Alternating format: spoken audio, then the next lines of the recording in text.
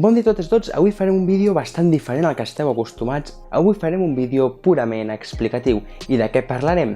Parlarem de quines i quantes són les memòries que utilitzen els nostres ordinadors. Des del meu punt de vista personal, crec que és una pregunta bastant útil i interessant per a aquelles a qui us interessi saber més com funcionen els nostres ordinadors. O sigui que, endavant!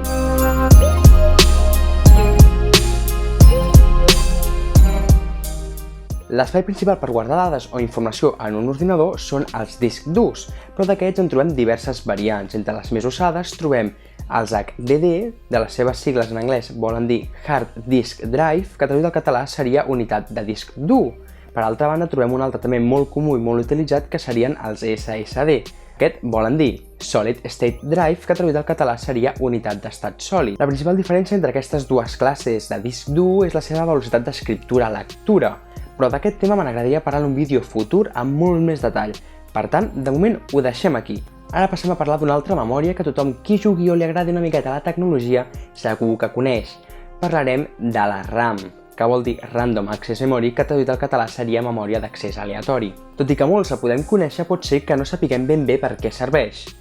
La principal característica d'aquesta classe de memòria és que és memòria volàtil, a diferència dels discs durs que no ho són. Però què vol dir que sigui memòria volàtil o no volàtil? Les memòries volàtils són aquelles que necessiten corrent per mantenir i guardar la nostra informació, com pot ser la RAM, que quan apaguem l'ordinador i, per tant, el desconnectem del corrent, deixa de guardar les nostres dades. En canvi, la memòria no volàtil, com serien els discs durs, encara que apaguem l'ordinador, segueixen guardant els nostres arxius. La memòria RAM treballa amb les velocitats d'escriptura-lectura molt altes i això és el que li dona el seu ús i, més important, la seva aparició. L'única utilització de la memòria RAM és guardar arxius temporalment. Aquests arxius són dels programes i jocs executant-se. Però i per què? Imaginem-nos que estem jugant un videojoc i hem de carregar una zona nova del mapa on hi ha 4 edificis i cada edifici utilitza una textura diferent dels altres. Aquestes, d'entre altres, les ha de carregar el joc. Sense la memòria RAM, quan haguéssim de carregar aquestes textures, el joc es quedaria una estona aturat per carregar-les. Si és un sol moment en la partida pot ser quasi imperceptible o, en tot cas, que ningú es queixi. Però no seria així, ja que en un videojoc estem constantment carregant i descarregant dades, ja que realment no cal que descobrim una nova zona per haver de carregar de nou unes textures. Ja que en la majoria de videojocs, quan des de la teva càmera no es veu un objecte, es deixa de renderitzar. Per tant, quan el tornem a mirar, s'ha de tornar a carregar les seves textures. Això faria que si haguessin de carregar totes aquestes dades del disc dur directament, faria que els jocs anessin molt lents. I en aquest punt és on apareix la RAM. Jo us he posat un exemple amb un videojoc, però realment es pot aplicar a qualsevol altre programa. Gràcies a la RAM i a les seves altes velocitats, podem solucionar aquest problema. Quan obres un programa o un videojoc, l'ordinador et volca tots els arxius necessaris del disc dur a la memòria RAM, de manera que quan el programa el requereix, és capaç de carregar-los de manera molt més ràpida i per tant permet que el processador treballi de manera més fluida. Si mai us heu hagut de comprar un ordinador nou, heu pogut veure que hi ha moltes classes de memòria RAM. Trobem la DRAM, la SDRAM, d'entre altres. No aprofunditzaré entre unes i les altres, però la principal característica que les diferencia és la seva velocitat i el mòdul. Què és el mòdul d'una memòria RAM? Quan parlem de mòdul d'una memòria RAM ens referim a la disposició dels pins que connecten la memòria amb la motherboard. La motherboard és la placa base. La memòria RAM més usada avui en dia és la DRAM DDR4, principalment per dos motius, pel seu preu i per la seva velocitat.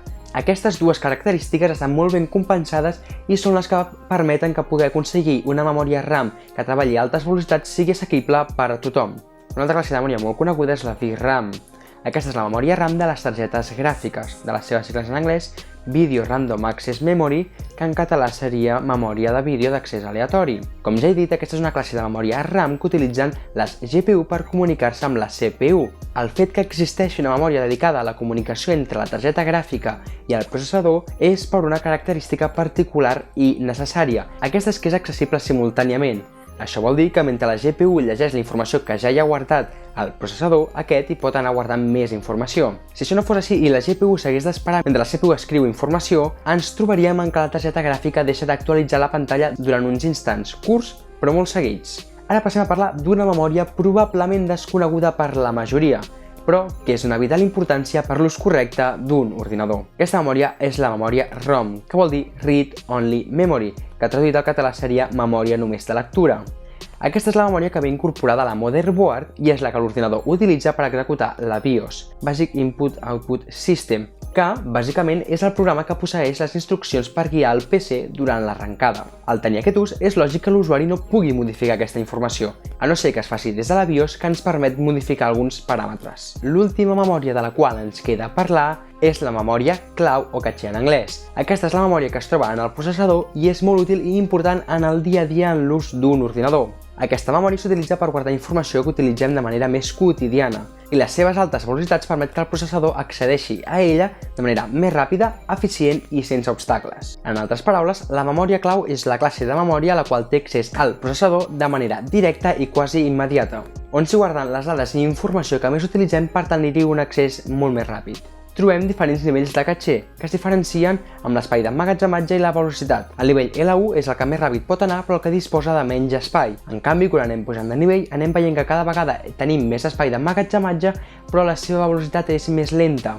El funcionament d'aquesta classe de memòria és que quan s'inicia un programa, aquest comença a executar una sèrie d'instruccions que es troben en el codi i que són gestionades pel processador. Aquesta informació primer es volca a la memòria RAM i després al processador quan aquest la necessita. Però per poder millorar l'eficàcia amb la qual aquest processa la informació, les instruccions principals i les més utilitzades es copien a la memòria caché del processador, de manera que aquest hi té un accés més ràpid i eficaç. Encara que no pugui semblar, això és una cosa que millora molt el rendiment dels programes i videojocs que utilitzem. Si mirem més el cas particular dels videojocs, ens hem centrat en la memòria clau de nivell 3, la L3.